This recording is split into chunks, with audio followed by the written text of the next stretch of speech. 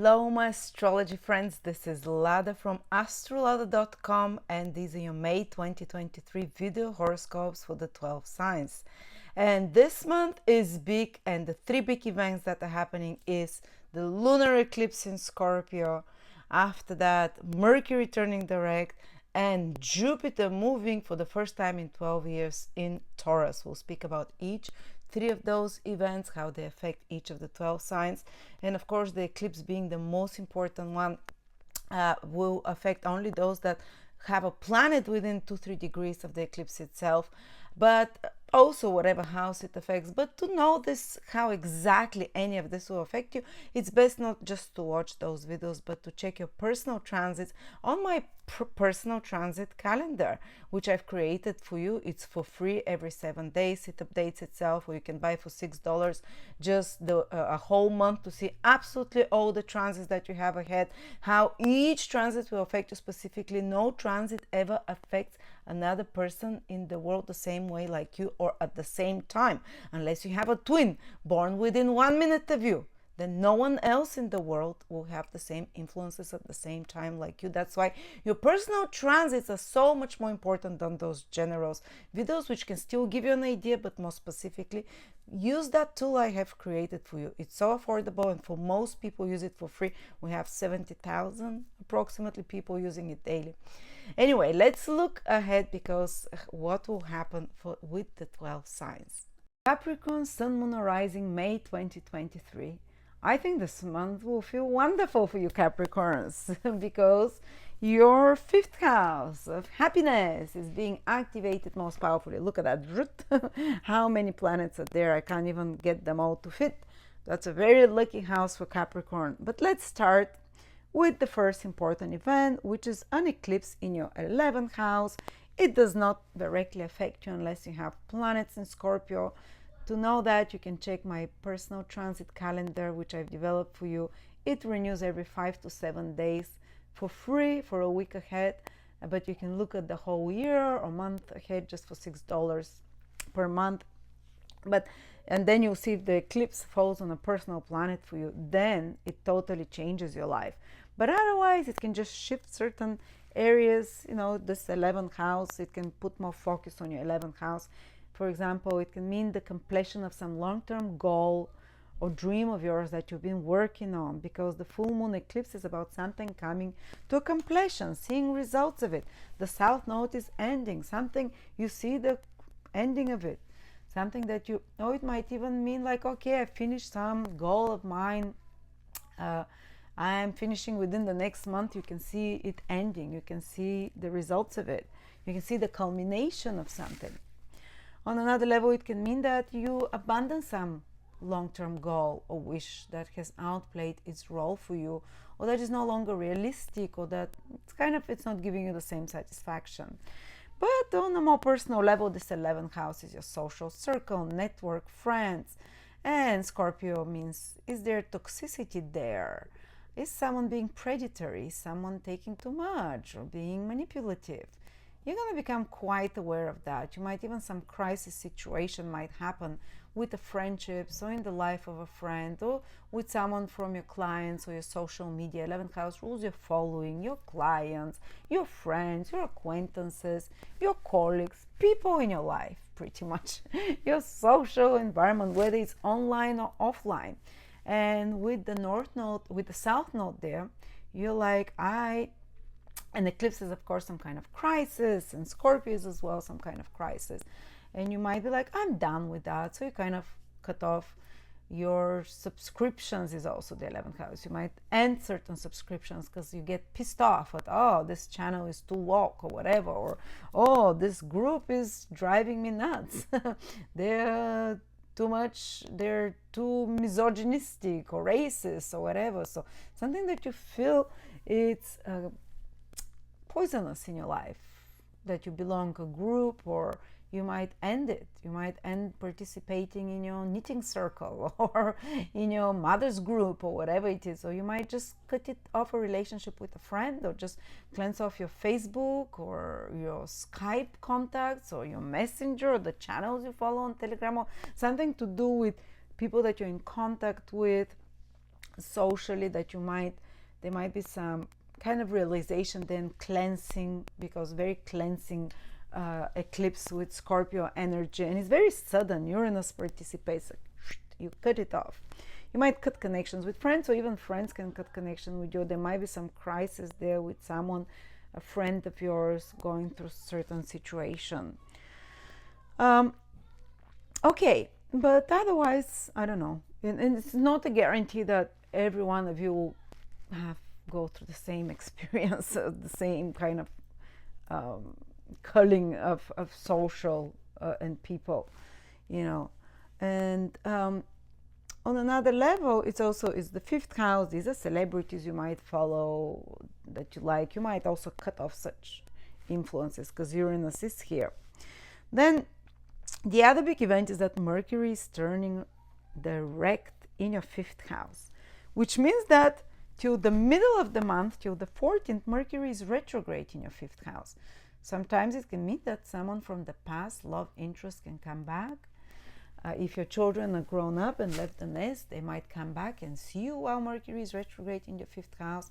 They can get in touch with you, or you might be having some important conversations with your children, or decisions regarding children, or you might be having some important conversations with your romantic partner in regards to your romantic relationship, or even kind of getting in touch with ex-boyfriends or girlfriends from the past. So just thinking about past relationships, past romantic relationships that were important for you in some way. Sometimes it's getting in touch with them, but also if it can be rethinking, like, let's do something we haven't done for a long time with your romantic partner that you haven't done. Let's do it again, because Mercury retrograde is to do something again that you've done, some hobby that you find interesting or enjoyable, revisit some place that you've liked together during the Mercury retrograde period. Yes, there can be some critical situations, like some difficult situation in the relationship with your child, that you have to discuss something, that you bring up something from the past. So in your romantic life, that you bring up something to your partner that is upsetting you from the past, that you want to clarify it, make it clear. And in some extreme situations, you might end up a romantic relationship if there is no harmony and balance there, no ability for communication anymore, that you don't feel heard, or there is no backward response. So there can be some tests there, but usually this can finish, or if there are any kind of stressful situations in your romantic love, or with children, or with your creative projects, maybe some creative project from the past, you pick it up again. Maybe you like skating and you pick it up. Maybe you like some other creative hobby that you pick up again with Mercury retrograde. You haven't done painting, drawing, I don't know. Or maybe you're working on some creative project that needs to be edited, fixed. Maybe you're working on a new website that you're working for a while, and now you're putting, or you see something is not something that you've created, is the fifth house. It can be your business, whatever, and that you see it Mercury retrograde and like, I can make it better. It's not as good. I can upgrade it. I can improve it. So that's what you can start doing while Mercury is retrograde, and then when it turns direct, you start seeing the results of it, and you're like, okay, I like this. Well, then the big event, though, that I want to talk to you about, that is the most positive, is that Jupiter is entering your fifth house on the 16th. That is a big event. The last time was in your fifth house was 12 years ago. And it's going to be there for 1 year, from May the 16th till May 2024. And that means that from the middle of May, Capricorns are protected. Capricorn, Taurus, and Virgos are protected in particular, but especially Taurus, Capricorns, because Saturn is not aspecting you. Only Jupiter is aspecting you. And the whole month, Venus is in your 7th house. So another benefic is looking at you. Health-wise, things should improve after the 7th onwards, if you're Capricorn rising in particular, or Sun as well. So this month is very good for you after the 7th onwards, with Venus already aspecting you. Good things can come to you in relationships already this month. romantically as well, or pleasant experiences with other people, better interactions with others, help to you from others. But the moment Jupiter enters your fifth house, you would feel such a rise in your vibration. Fifth house is house of high vibration, is one of the self houses. It's almost like it's like another you energy there. So you're gonna feel like Jupiter is almost like transiting your sign, and you're gonna feel uplifted, more optimistic. You're gonna feel more energized.